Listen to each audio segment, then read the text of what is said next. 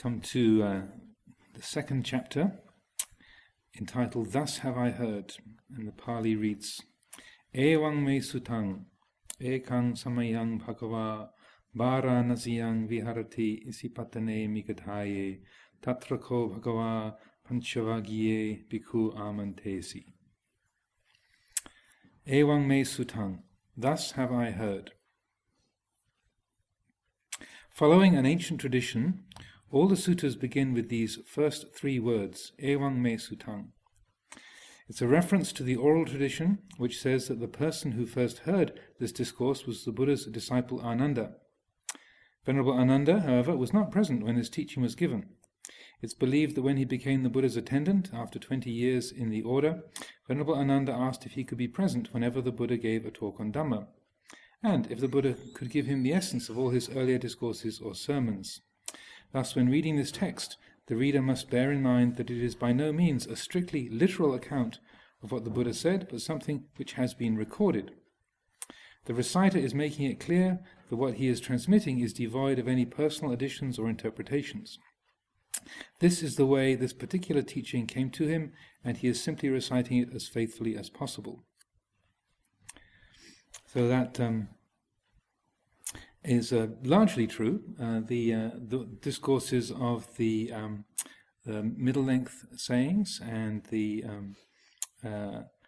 the long discourses, the Digha Nikaya, the Majjhima Nikaya, and many of the other suttas that you find do begin indeed with Evang me sutang, but the other discourses you find in the say the Anguttara Nikaya, the discourse is connected by numbers, say the Book of the Ones, Book of the Twos, Book of the Threes, and so forth, or the Samyutta Nikaya, discourse is connected by subject. Sometimes they just have the name of the place at the very beginning, and it doesn't begin with Evang me sutang, so just a little correction there. But mostly it does, and the background that he gives here, this is exactly the case, that what we have here is essentially what Ananda recited at the first council. So after the Buddha's parinibbana, and then during the rains retreat following that, when the Buddha had his final passing away in May, the Visakha Puja, the full moon of May, then the Sangha gathered together at Rajgir in the what's called the Satapani cave. King Ajatasattu, who was the king by then, had sort of fixed up the area and made a bigger platform and shelter. And the tradition has that 500 arahants all gathered there for the rains retreat after the Buddha's parinibbana, and then two of the monks were given the job of reciting the essence of the Dhamma and the essence of the Vinaya. And so the Venerable Upali was the one who was the expert in the Dhamma, in the Vinaya teachings, and so he recited all of the Vinaya rules for the bhikkhus and the bhikkhunis, and the whole vast number of training rules, small and large. That was the Venerable Upali, and Venerable Ananda was the one who was invited to recite the Dhamma teachings. And the story goes that he had spent so much time being the Buddha's most perfect and astute, careful attendant that he hadn't reached arahantship by the time that the Buddha passed away. And so he was in kind of only an anagami, only a non-returner, as it were. But he'd lived very close to the Buddha for many, many years, but had not yet reached full enlightenment. And so the story goes that Venerable Mahakassapa, who'd been invited to be the head of the assembly, said, if he's not an arahant, he can't come to the meeting. Now, some people say, well, that was because he was just trying to encourage his dear brother monk. Others were saying that he was just trying to give Ananda a bad time. Or maybe he was just sticking to the rules, but he said, no, if Ananda's not an arahant, then he can't come to the meeting. Who else was going to be able to recite all the teachings? I'm not sure if Ananda couldn't come. But the story goes that then Ananda felt the pressure, like, well, tomorrow's the meeting, and I'm still not an arahant, I've already got to crank it out.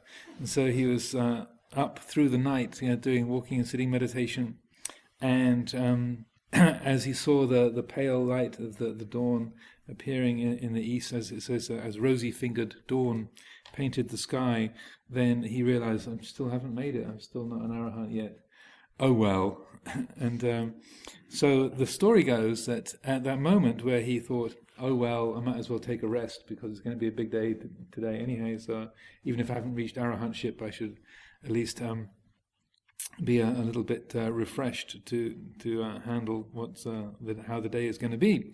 And so then it is said that as he sat down, when his feet had left the ground and before his head hit the pillow, he reached total and complete enlightenment. So he is known as the only person who attained full enlightenment outside of the four postures. He wasn't sitting, standing, walking, or lying down. So amongst Ananda's very many unique achievements, that was also one of them. But it's also a very significant element of Dhamma practice, in that when you're trying so hard, I gotta, it's we're at the fourth watch of the night, and Mahakaspa's going to be so mad at me if I don't make it, and I gotta, and all that pressure to try and achieve, and having been around the Buddha's presence for so many years and heard all these Dhamma teachings and still not having reached completion, it was only when he sort of dropped back a notch and thought, oh well, then there was, he let go of that bhava tanha, that becoming, the desire to become, and then with that last little attachment dropped, then all of his paramitas were able to ripen, and he reached full and complete enlightenment. So then, and as one of the commentaries then states, just to prove his point that he had indeed reached arahantship, it is said, allegedly, he arrived at the meeting floating 3 feet off the ground. So they entered the assembly hall in flight, in full lotus posture, but 3 feet above the ground, just to emphasize, Venerable Sirs, my path has been completed. And he had perfect recall, which was a very well recognized feature of his skills, and so that even though Ajahn Sucitto goes to great lengths to say this wasn't exactly what was said, this is just what was remembered, it is said that Ananda could indeed hear something once and repeat it verbatim, and there are people in the world who do have that kind of skill. It's also, just as another point on this Ewang Me Sutang, it gives a very, very different flavor to the Pali canon than you have, particularly with the Quran and the Bible, which are supposed to be the voice of the Absolute speaking. This is the word of God. I think my memories of Church of England services are, this is the word of, when they would finish a reading, it would say, the vicar or whoever was giving the reading would say, this is the word of the Lord. In fact, I think I even did a few readings in chapel and in school assemblies and such like. This is the word of the Lord. So what's being said is, this is the truth. This is totally reliable, and particularly the Quran and the Torah, which are said to be the word of God in His language, His language, burned in letters of fire, and that this is the word of the Absolute, and it is absolutely true and totally reliable.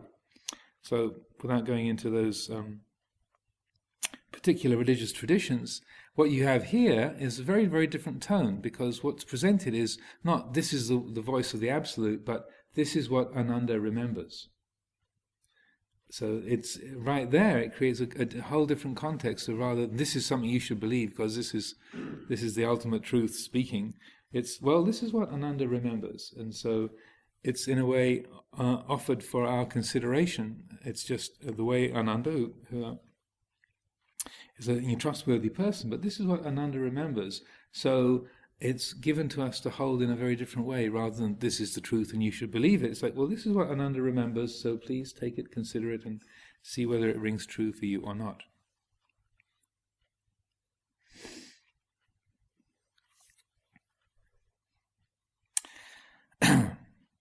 So, Ewang Me Sutang, Ekang Samayang Bhagava Bara Nasiyang Viharati Isipatane Migataye Tatrako Bhagava Panchavagiye Bhikkhu Amantesi. Which translates as, once the Blessed One was staying in the deer park at Isipatana, near Varanasi. There he addressed the bhikkhus of the group of 5 thus. All the suttas begin with a brief description of the place where the sermon was delivered. The setting here is the deer park at Isipatana, known in modern times as Saranath. Highly regarded as the place where the Buddha gave the first sermon, it has been a Buddhist pilgrimage site for many years. A column built by Emperor Ashoka, an Indian ruler in the 3rd century BC who converted to Buddhism and did much to propagate it throughout his empire, marks the spot where the first sermon is believed to have been given. And those of you who've been to Varanasi will know there's this huge stupa, the Dhammik stupa is there. Saranath is located near Varanasi, or Varanasi as it is sometimes called. Varanasi was a holy city long before the time of the Buddha, and over the centuries many thousands of people have gone there to die. It is considered very auspicious to die and be cremated at Varanasi, and to have one's ashes thrown in the river Ganges. Being a holy place at that time, Varanasi also became the natural resort of seers, sages and mendicants, as well as people from all over the surrounding area who would gather to exchange views on matters of religious doctrine and practice. This is where Gautama and his ascetic companions had been dwelling until he had decided to abandon the extreme self-mortification and to withdraw from the others in order to practice in solitude. And it was to this place that, as an awakened one, Gautama returned to begin teaching his 5 companions. Also, Isi is from is related to the Sanskrit word rishi, or so it's the Pali Isi is like the Sanskrit rishi, like a yogi or a wanderer with psychic powers, and Patana means a landing place. So it's sometimes translated as the abode of the seers or the rishis, but also it's a landing place. And Venerable Ananda Maitreya, who's a very eminent Sri Lankan elder who spent his 70th reigns with us back in the 80s, he said it was known as the landing place of the rishis because they would come out of their retreat places in the Himalayas, and this is where it was their kind of landing strip. That they would they would land outside of Varanasi in Isipatana, the landing place of the seers, the rishis. The sutta addresses these 5 as the Panchavaggiye Bhikkhu, the group of 5 bhikkhus. Nowadays, bhikkhu just means a Buddhist monk. Etymologically, bhikkhu comes from the word used for alms, A-L-M-S, alms, like in alms food, and is still used within that context in countries such as India, Afghanistan or Pakistan, where it survives as the word bakshish, meaning a tip, a gift made as a special favour. If you go to those places nowadays, you will meet more bakshish, or more cries of bakshish, than bhikkhus. Anyway, these 5 were named Kandanya, Vapa, Badiya, Mahanama, and Asaji. Kandanya was the eldest. Many years previously, as a novice Brahmin, he had been invited to Suddhodana Raja's palace, the Buddha's father, the palace of King Suddhodana, along with 7 of his peers, to see the baby Siddhartha and to give predictions as to his destiny. They all agreed that this babe would either be a great emperor or a Buddha, although it was Kandanya alone who reckoned that Siddhartha was destined only for Buddhahood. 4 of the Brahmins that had been present at the Raja's palace later told their sons to keep their eyes on Siddhartha, as he was destined for greatness. These sons grew up to be the other 4 of the group of 5, according to the stories. The Buddha here is addressed as Bhagava, which means the one who has great fortune, or the Blessed One, sometimes translated as the Lord. The term is always used in a spiritual context by his disciples and implies someone who has both a great deal to offer and the capacity to make it accessible to the many folk. The Buddha, however, generally referred to himself as the Tathagata, or thus gone, someone who has completed the round of birth, finished and gone beyond. So he didn't refer to himself as Bhagava. This is because the Buddha does not identify with any of the qualities he manifests. That is, he regards all these as less important than the fact that he has gone beyond. As a source of inspiration and encouragement for the unawakened disciple, the power of such a living presence of truth in human form as a Buddha cannot be overestimated. However, the Buddha repeatedly emphasized holding to the Dhamma, his teaching, as something that would have a greater and clearer long-term value than devotion to him as the Blessed One. Adoration of the Buddha seems to have been a cause for the long delay in Venerable Ananda's own enlightenment. Now, even though Ajahn Sucitto translates Tathagata as thus gone, there's been a debate over the last 2,500 years as to the exact meaning of the word Tathagata. There's a wonderful passage in one of D.T. Suzuki's books where he says, the word Tathagata is completely untranslatable, and then he spends the next 14 pages translating it, explaining it. And one of the things, just as I was saying yesterday about how the Buddha took words and then sort of maneuvered their meaning or altered their meaning, like the word, like the Dhamma chakra, the wheel of Dhamma, so using the image of the wheel as a symbol of liberation rather than a symbol of conquest. It seems that he was also very fond of word plays and puns, and so the word Tathagata is made of two parts. And if you remember the word gacchami, like Buddhaṃ saranam gacchami, I go to the Buddha for refuge. So gacchati is the verb meaning to go. Gacchati, a person goes. So gata means gone, but the a at the beginning, agata, means come. The a, as in Amaravati, Amara means deathless. Mara is death, Amara deathless. So the a at the beginning is a negation. So the word, the second half of the word could be gata or it could be agata. It could be gone or it could be come. The first word, the first part of the word, tata or tat, means thus or such. So it's almost like our English word that. So tat, T-A-T-H, means thus or such. So the word could be tat agata, thus come, or tata gata, thus gone. And just as with D.T. Suzuki, spending 14 pages trying to decide, what does it really, really, really mean? My suspicion is, and again, second-guessing the Buddha is not a very productive practice. I'll say that repeatedly, but I continue to do it anyway. But my guess is that the Buddha deliberately used it, or created the word. He coined the word, it seems, because of it having a double meaning. Meaning both thus gone, one who is completely beyond, one who is totally transcendent, and also thus come, one who is totally present, absolutely immanent. And those familiar with Western theology will know those two qualities of immanence and transcendence, the quality of presence or the quality of transcendence, are often talked about in terms of considering the nature of ultimate reality. And I feel that the Buddha was deliberately making allusion or connection with both of those qualities, both totally present and attuned to the time, the place, the situation, fully embodied, but also totally gone, totally transcendent.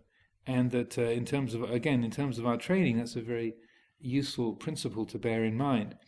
One of the characteristics that we recite of the Buddha, Vijja Charana Sampanno, the 9 qualities of the Buddha that appears in the morning and evening chanting, Vijja and Charana are a pair in that term. So Vijja Charana Sampanno we translate in our chanting books at the moment as perfect in conduct and understanding.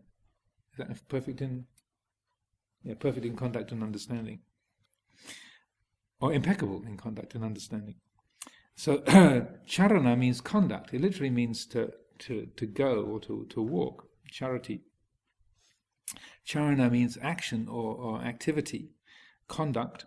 So vijja is knowing or awareness. So there is both the quality of wisdom that is perfected, the quality of awareness that reflects the transcendent element, transcendent aspect, and then the quality of charana or conduct represents the immanent. So that the Buddha was totally liberated, but he wasn't spaced out or sort of lost in a absorption into the unconditioned, but he was completely attuned to the conditioned realm as well. He was, as in many of the stories and accounts of the Buddha's life and his way of being, he was perfectly attuned to the people he was with, the situation that was he was encountering, and the words that he chose to speak were always appropriate and helpful. So there was an extraordinary degree of mindful attunement to the time, the place, and the situation, so that the Buddha's transcendence and his complete liberation from all attachment and all limitation was partnered. Its partner was also the quality of a complete embodiment, or fully with the body, fully with the material world, the weather, the people, and the social situation. So that it's also significant that that's the word that the Buddha created to refer to himself. So it's a, in a way, you could just take the word Tathagata and sit on that for the rest of the winter retreat to reflect. What does this mean? What's this pointing to? I feel it's a very important central spiritual principle for us to consider. So I'll maybe say a little bit more about that in a while. Then Ajahn Sucitto starts to talk about the paintings. So you can pass the book around if you like. Other people can look. So these paintings that he did, illuminating this manuscript. Incidentally, we had just started Chithurst Monastery back in 1979, and because Luang Por Sumedho found that the Dhammacakka Sutta contained the most so potent and essential teachings, he encouraged us to learn that and to recite it as part of our pujas from time to time. And so Ajahn Sucitto, who's a bit of an artist, thought, and had done a bit of calligraphy in the past, thought, well, I think it'd be nice to make up we got these sort of photocopied sheets that we've got out of the old Thai chanting book, and they're all right, but it'd be nice to make up a tidy copy for Luang Por Sumedho. Maybe I'll do a little bit of a decorated capital letter on the at the beginning. Maybe sort of a nice big E for Ewang Me Sutan. Yeah, that'd be a nice idea. So that idea of making a neat copy for Luang Por Sumedho then spun out over, as I said, a period of 4 years. So that book, the large blue book there, that's the copy that Ajahn Sucitto ended up doing for Luang Por Sumedho. It's a little bit heavy to to read from, but that's where this whole project began. But he ended up creating an illuminated page for each part of the sutta. And so, as I read these words out, then you have to imagine for yourself, or look at the other book as it's being passed around. But I'll try and describe it. It's also, if you have copies of this book from the library, it's also at the beginning of each chapter. You can see there's the illuminated script there with Ewang in the middle. So Ajahn Sucitto describes, around the frame of the painting are some of the beings who revere the Buddha. At the top appears a line of devas, heavenly beings, who are all exclaiming their delight that a Blessed One has come into the world to turn the wheel of the law. So that's sort of along here. They look a little bit like pixies, actually, little sort of pointy hats. And so he's got a very sort of Celtic touch to his devas. So they're not totally classical Asian devas. They're also kind of North European pixies and fairies, gliding in there as well, and also Celtic knotwork. Because along with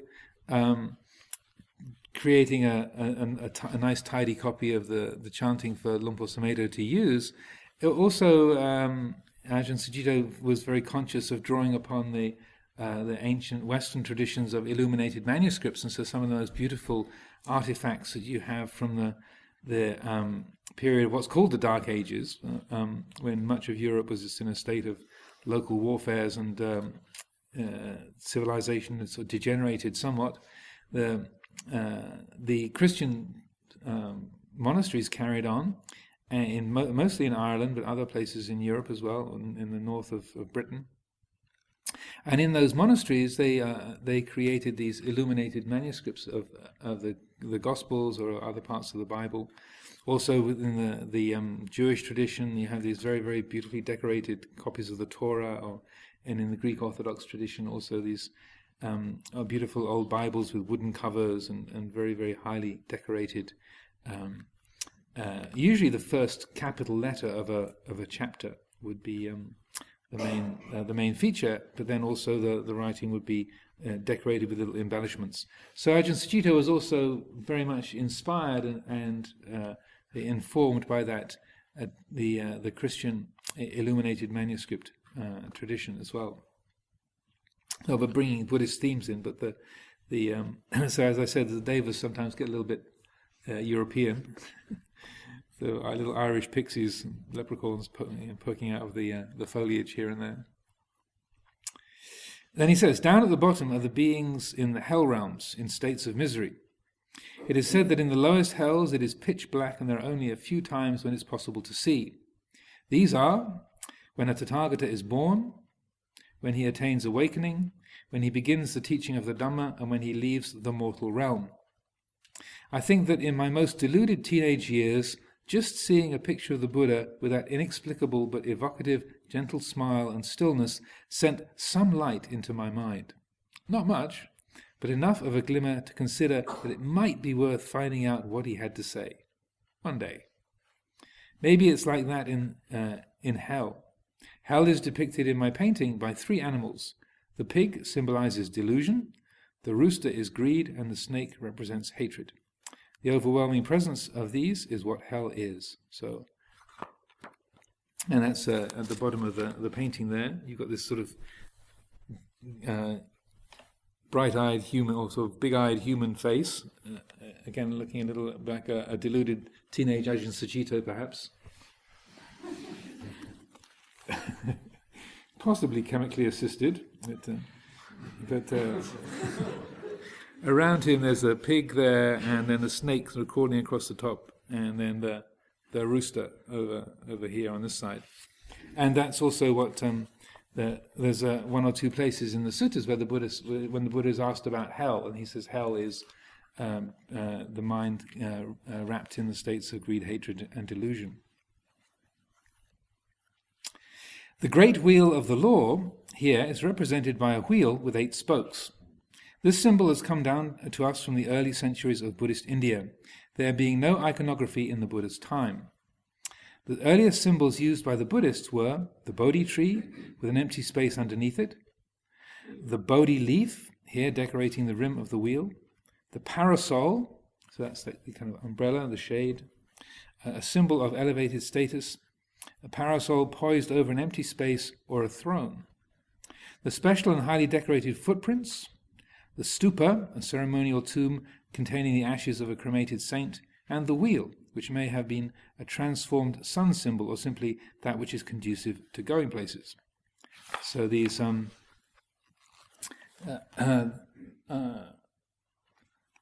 he has here around the symbol these lotus flowers on the corner, and then these 2 hands.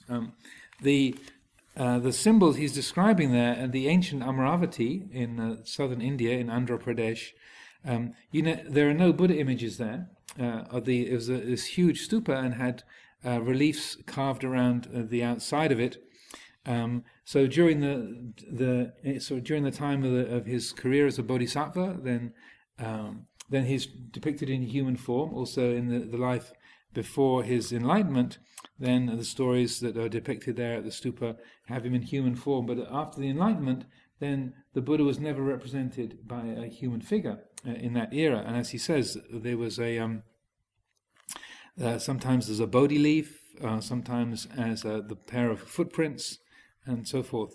When Tom Hancock was designing the temple here, he'd studied architecture in Japan, and he built the Milton Keynes Peace Pagoda and the Battersea Park Peace Pagoda before he built the Amaravati temple.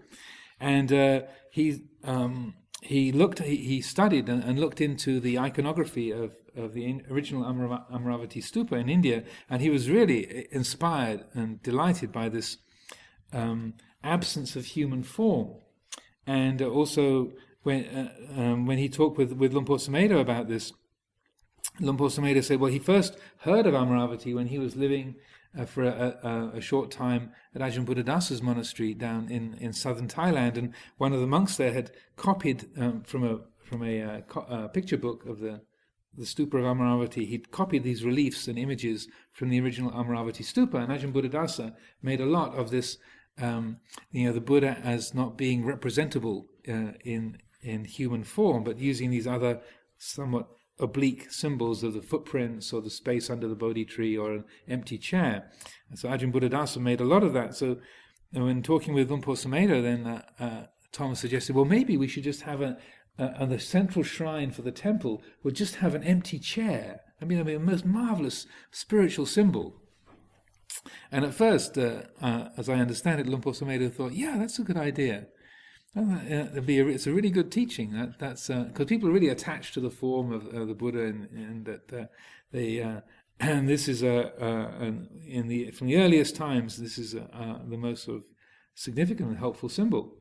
But then wisdom started to enter the picture, and he realized, I'm going to have to explain so many times. Every Thai person who comes here, every Sri Lankan person, why is that chair up on the shrine? Why haven't you got a Buddha image? Can I offer you a Buddha image? I can get one made in Thailand for you. Couldn't you find one? And so he felt this sort of infinite vista of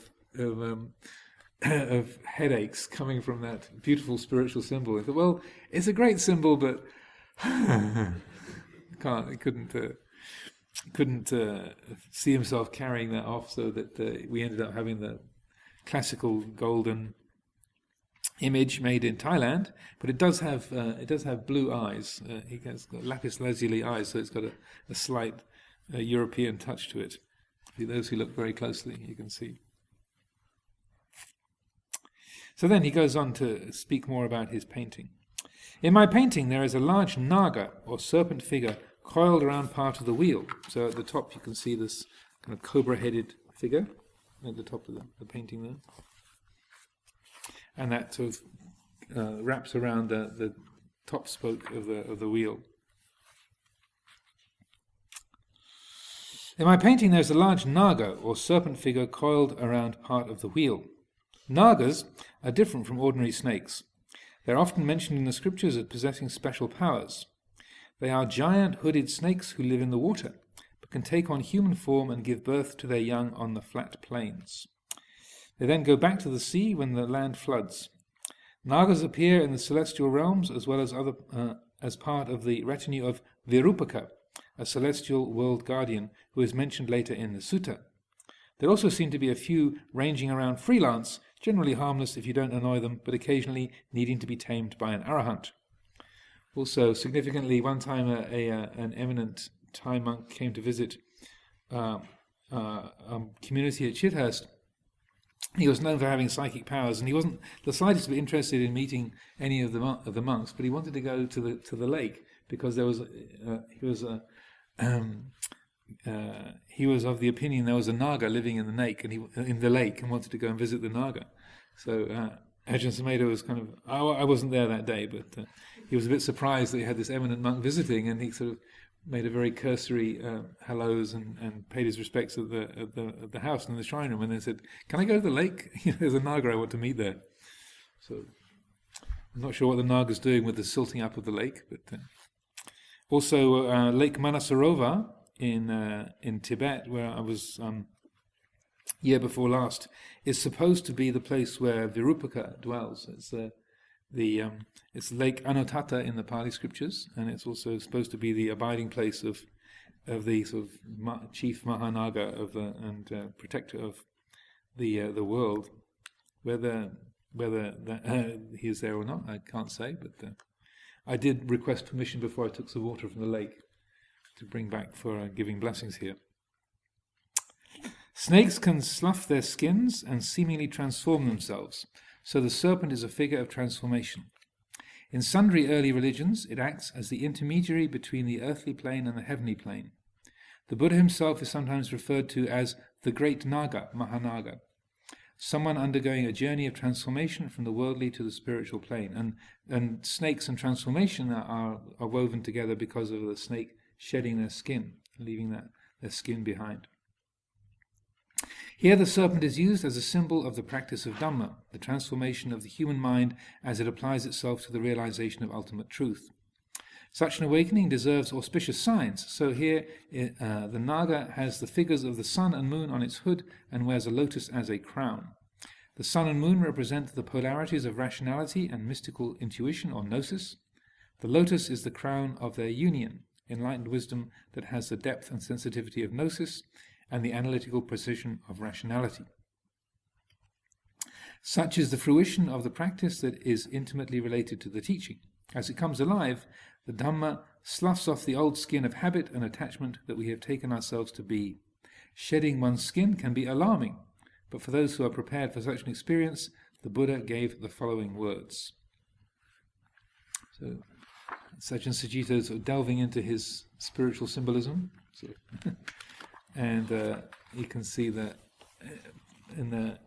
on the right-hand side of the hood there's the symbol of the sun, and then on the left-hand side there is the moon, and then the lotus flower on top. So I think this is very beautifully put by Ajahn Sucitto there in describing those different elements.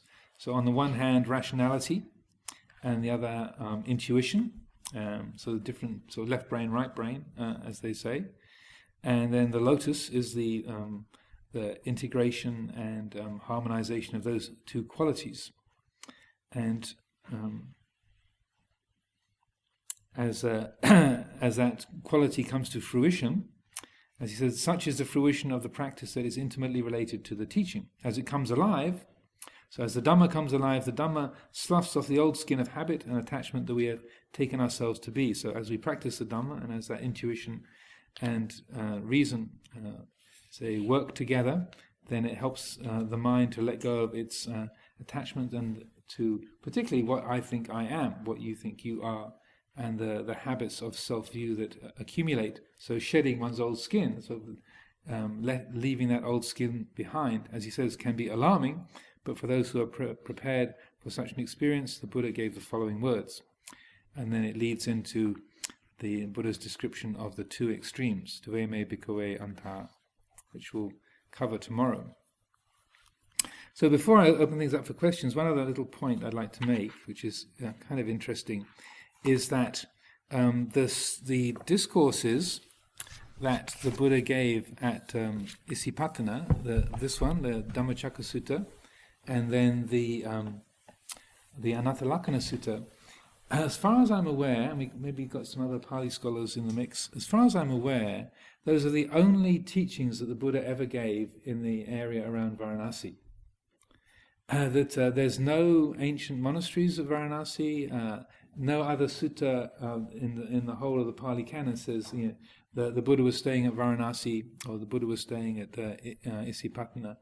And it seems that because Varanasi is very much like Hindu central, it's the epicenter of the Vedic world, and it seems likely that the Buddha. Well, again, I'm second guessing the Buddha here, but it is curious that even though it was such a strong spiritual center, as was Ajahn Sucitto was describing, that the Buddha, after that first rains retreat, he never went back there.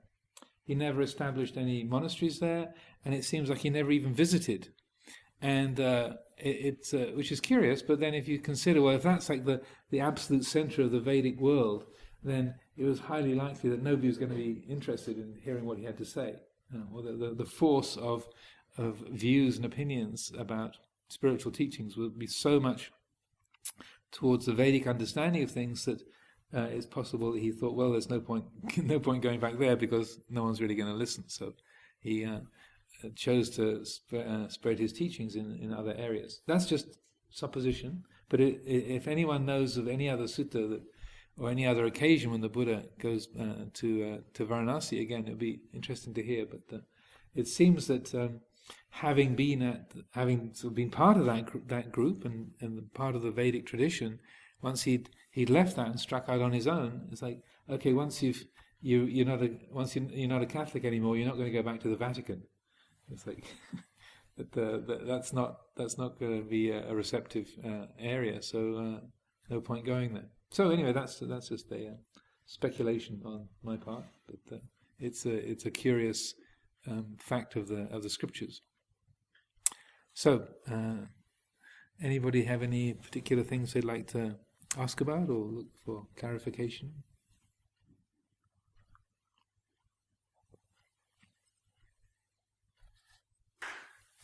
Yes. Yes, I have a question. I've been having this question for a while. Like, what's the difference between a stream enterer, a arahant, fully enlightened being, and a bodhisattva? And what do you experience if you kind of fall into that, how do you say it, category, or that's my question. Okay. Well, I'm not very good at short answers, but I'll do my best. So there's a system of categorizing the obstructions to enlightenment that's called the 10 fetters. A fetter is like handcuffs. When you get arrested by the police, they get handcuffs, or they put shackles on your legs. Those are called fetters, things that bind you, that tie you down. And so there is this list of the 10 fetters, or sangyojana. And so the 4 stages of enlightenment that are most commonly referred to throughout the teachings are categorized in terms of the presence or absence of those fetters. So the first 3 are self-view, sakkaya ditthi, the attachment to rules and conventions, religious forms and social conventions, which is called silappata paramasa, and then vicikicca, which means doubt, particularly doubt about what is the path and what is not the path. So those 3 constitute the first 3 fetters. And so one who is a stream enterer, like yesterday we were talking about Kandanya, having that insight into all the subject to arising and subject to cessation, one who has who has entered the stream has broken those 3 fetters. So they've broken through self-view, through attachment to conventions, and they've gone beyond doubt about what is the path and what is not the path. So that level of stream entry is something that in the scriptures the Buddha speaks of quite regularly, and it's quite common. Many people become stream enterers, lay people, monastics. Reach that level of liberation. And it's said that once someone has entered the stream, then there's according to Buddhist psychology, cosmology, there's a maximum of 7 more lifetimes, and enlightenment is guaranteed.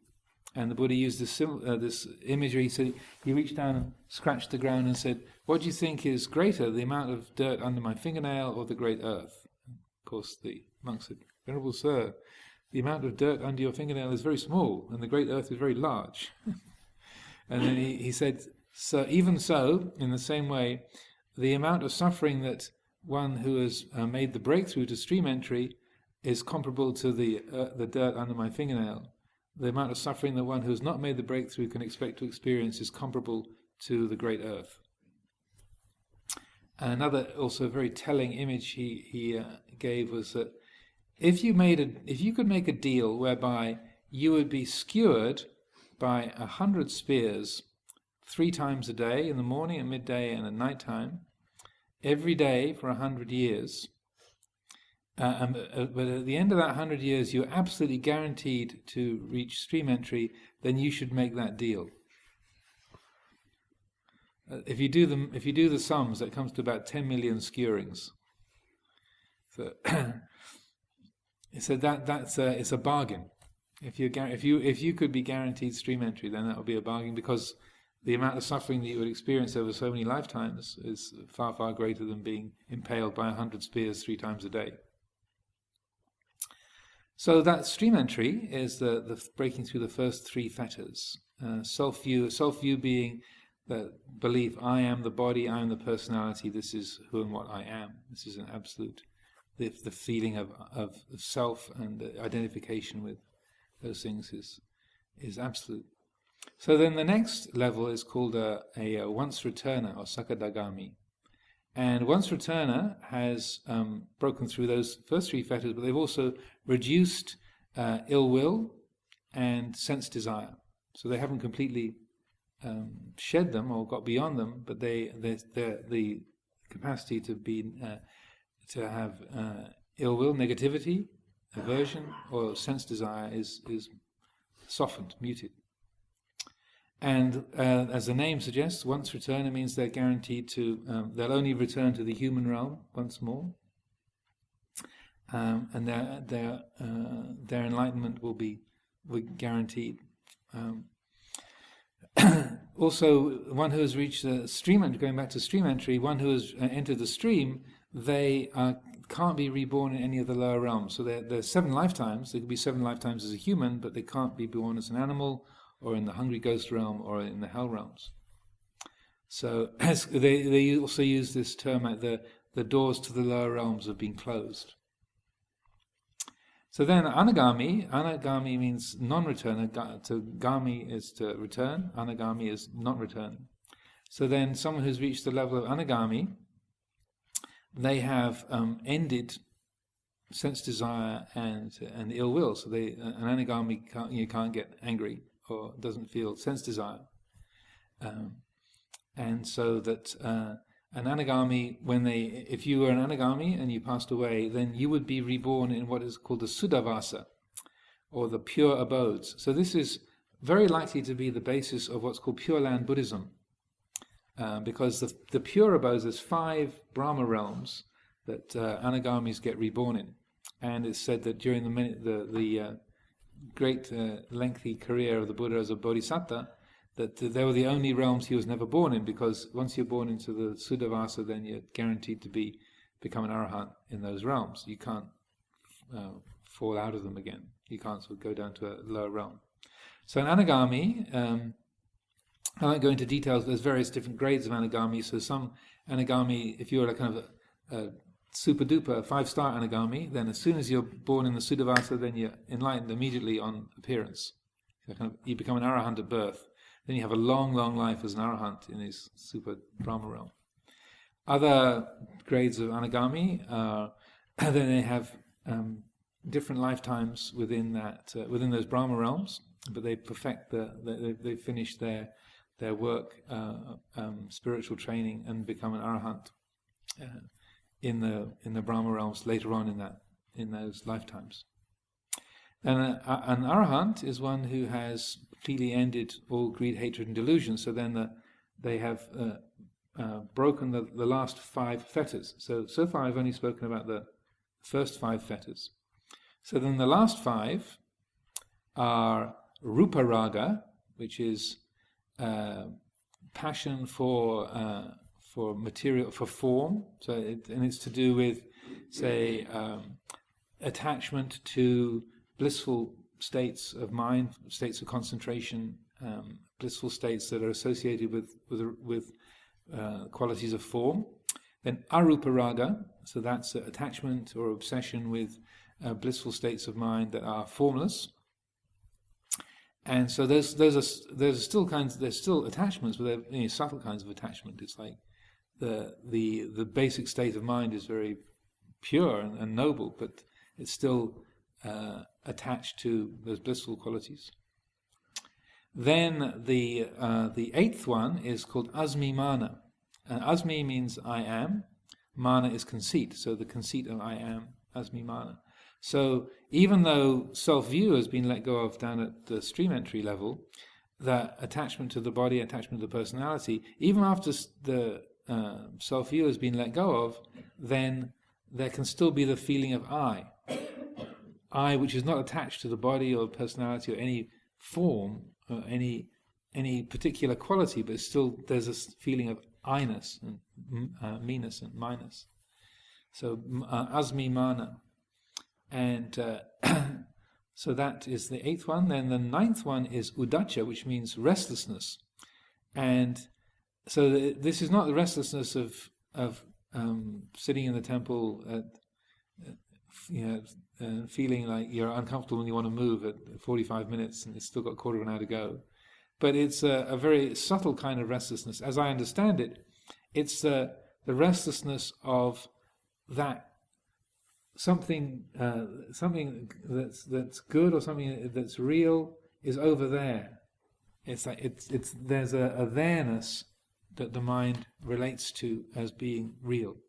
That there's the mind still looks to something else to get to in order to be complete or to be peaceful, to be whole, to experience finality. That there's still a subject object. Even after the feeling of I-ness is let go of, there can still be that sort of subject object duality, and that there is more real than here, or there has got more promise, or is somehow something that sort of pulls the attention, so that there's still that quality of looking for something, looking for the other. And then the last one is avijja, ignorance.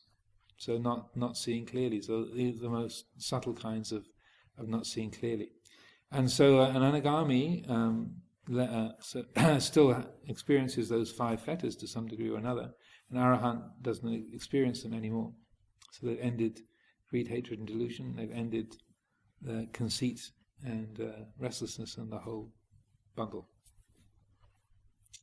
As for bodhisattvas, well, there's different opinions. And it was probably not time to go into it here, but I did. When I've read quite a number of different Buddhist traditions on this, so that it depends who you read, and so that I think from the Theravada point of view, a being who is a bodhisattva is deliberately being reborn, so that a bodhisattva hasn't even reached stream entry in their previous lifetimes. But they're deliberately withholding their insight, or restraining themselves from developing that insight, so that they can keep being reborn and to develop the 10 perfections. That's supposed to be the short answer. Thank you very much. I think it will take some time to digest it.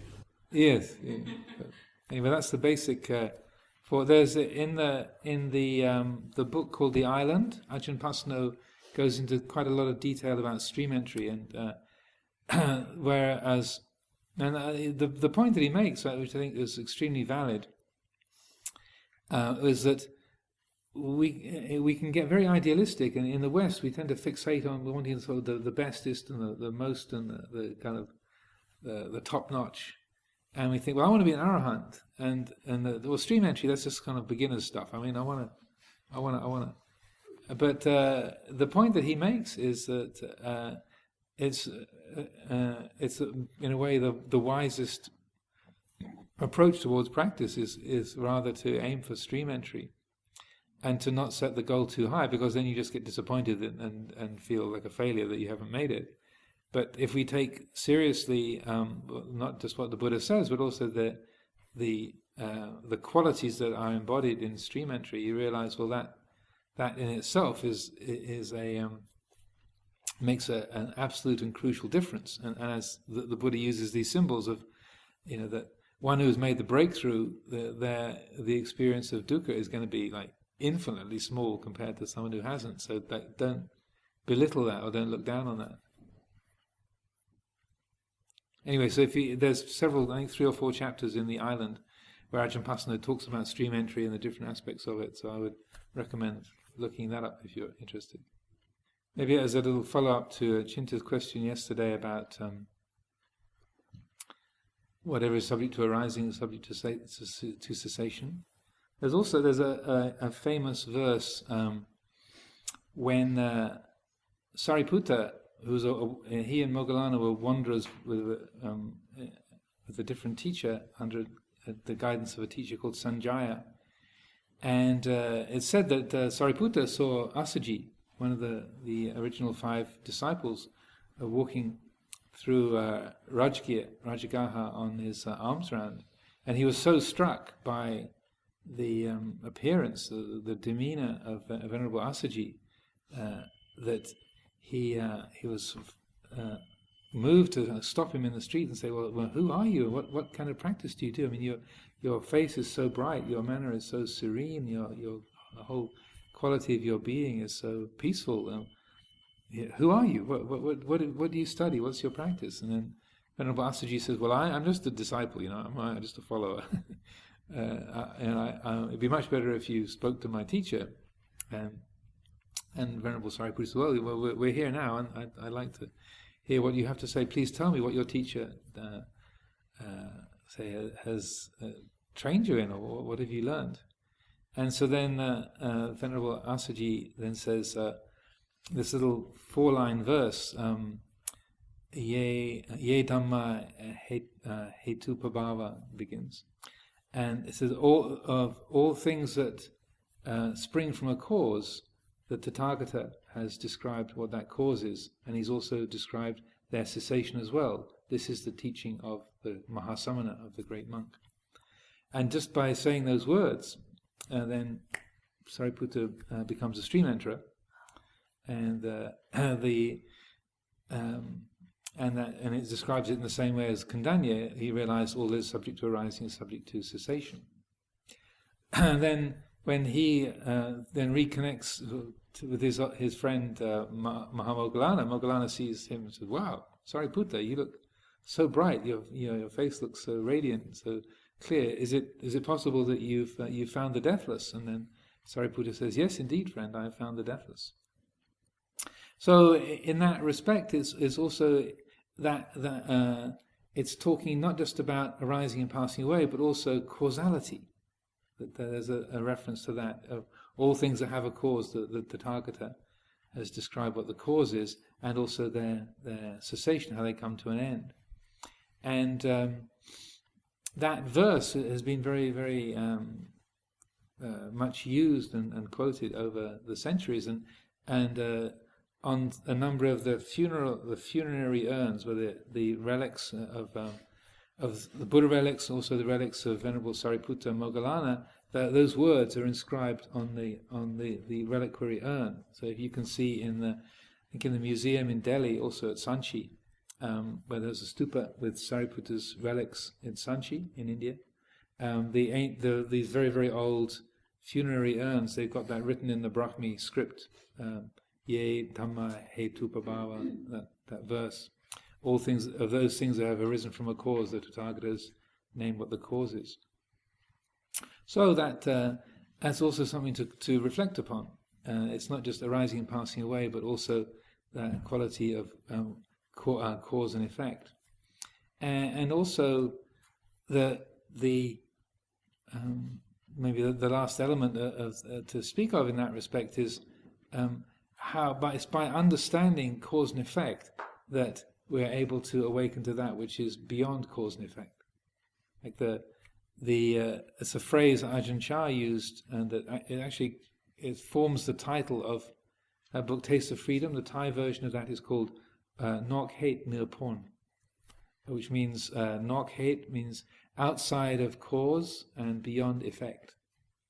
And so that it's through understanding cause and effect, understanding the conditioned, that the mind is enabled to awaken to the unconditioned, and so that those qualities are related in that way. So it's also something that's worth reflecting on, considering.